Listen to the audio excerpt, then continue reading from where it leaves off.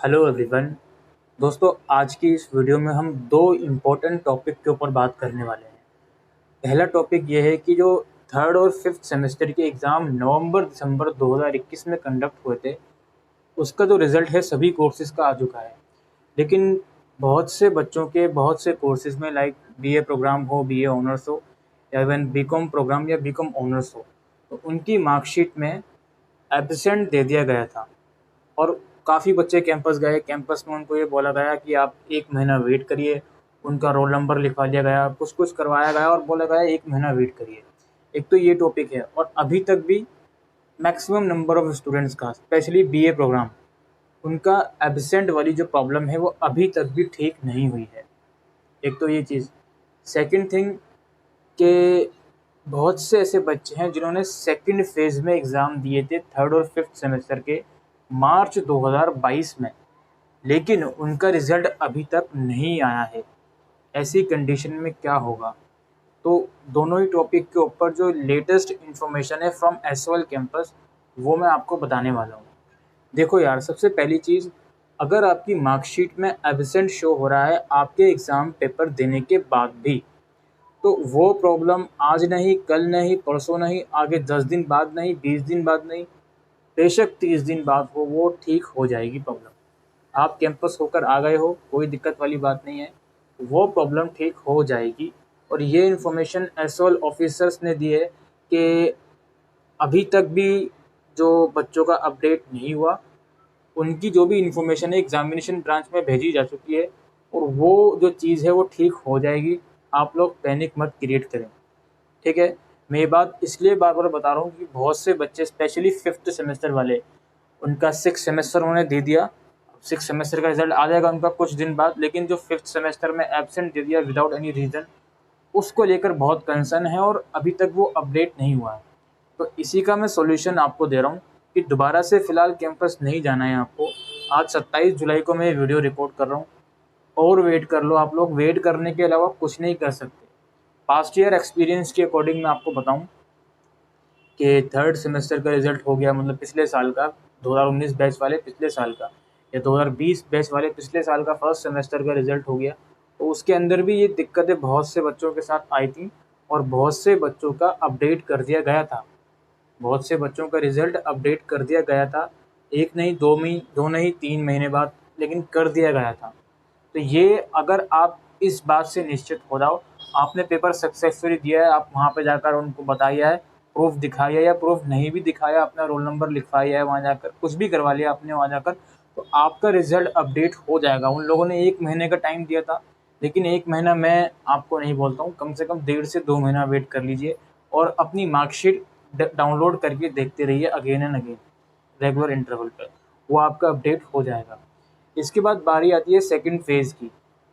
मार्च में second phase के exam हुए थे, अभी तक उसका रिज़ल्ट का स्टेटस पेंडिंग ही है।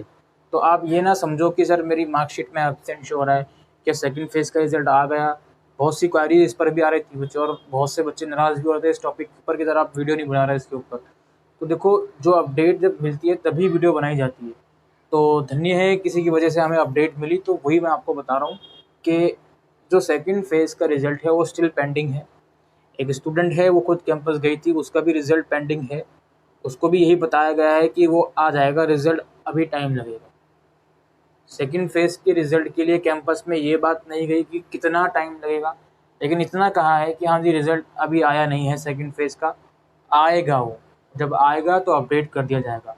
और ये बात हमें और यूनिवर्सिटी को बहुत अच्छे से मालूम है कि सेकंड फ़ेज़ में ऐसे स्टूडेंट जिन्होंने 1 या 2 या 3 पेपर के एग्ज़ाम दिए थे सिर्फ़, उन बच्चों ने ईमेल के थ्रू पेपर दिए हैं सेकंड फ़ेज़ के, बिकॉज़ सेकंड फ़ेज़ के लिए पोर्टल की फैसिलिटी सिर्फ़ उन बच्चों के लिए थी जिन्होंने एक भी पेपर नहीं दिया था, यानी रजिस्ट्रेशन ही नहीं किया था। तो मैक्सिमम नंबर ऑफ स्टूडेंट ने सेकंड फ़ेज़ में ईमेल के थ्रू एग्ज़ाम दिए हैं। ये बात यूनिवर्सिटी को मालूम है, और हो सकता है यही रीज़न हो कि डिले कर रहे हैं रिज़ल्ट में। अब तो यार बहाना सा हो गया, अब कहने को कुछ बचता नहीं है, तो हम लोग बोल देते हैं यही रीज़न है। अब 4 महीने हो गए, अब नहीं निकालेंगे रिज़ल्ट, तो आई डोंट नो कब निकालेंगे। तो ये सब जो आप लोगों के मन में थोड़ा डर बैठा हुआ था रिगार्डिंग एब्सेंट वाली प्रॉब्लम और ये सेकंड फ़ेज़ का रिज़ल्ट, तो ये मैंने क्लियर करा है। इसके अलावा बहुत से बच्चे ये सवाल कर रहे थे सर मेरा F आया था, मैं फ़ेल हूँ। अब मार्कशीट के अंदर भी प्रॉब्लम 2 तरीके की दी हैं। एक तो एब्सेंट की प्रॉब्लम दी है, वो तो लगभग ठीक हो जाएगी बच्चों की, अगर आपने पेपर दिया है तो। लेकिन अगर आपने पेपर ही नहीं दिया तो उस केस में एब्सेंट है तो वो ठीक नहीं होगा। वो आपको दिसंबर 2022 में वो पेपर देना पड़ेगा, ऑड सेमेस्टर का, ठीक है? और ऐसे बच्चे जिनको फ़ेल कर दिया, F दे दिया, वो बच्चे परेशान ज़रूर हैं कि सर मैंने तो एग्ज़ाम दिए थे।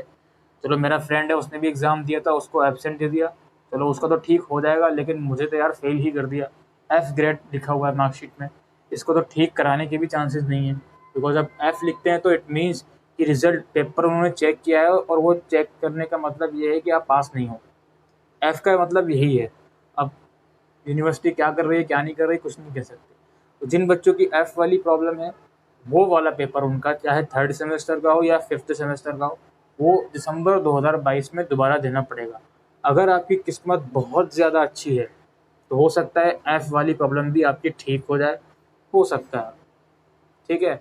आप कैंपस जाकर बोलिए कि सर मैंने तो पेपर दिया था, फिर F क्यों दिया है? आप यूज़ करिए आरटीआई का, राइट टू इन्फॉर्मेशन एक्ट का, जिसमें आप क्वेश्चन पूछिए और प्रूफ लगाइए डॉक्यूमेंट्स में। ये देखिए इस दिन मैंने पेपर दिया था, ये देखिए कन्फर्मेशन मेल है या ईमेल सबमिशन किया था, इसका स्क्रीनशॉट है, लगाइए, आप करिए आरटीआई।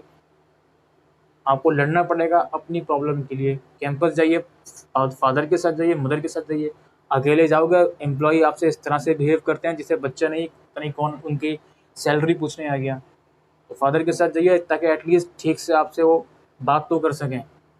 हर बात पे ये बोल देना कि एग्जामिनेशन ब्रांच के अंदर है सब कुछ, तो भाई आप सैलरी किस बात की ले रहे हो? आप ही तो डाटा भेज रहे हो ना एग्जामिनेशन ब्रांच में, तो आपसे भी तो सवाल होंगे, सिर्फ एग्जामिनेशन ब्रांच से सवाल नहीं होंगे।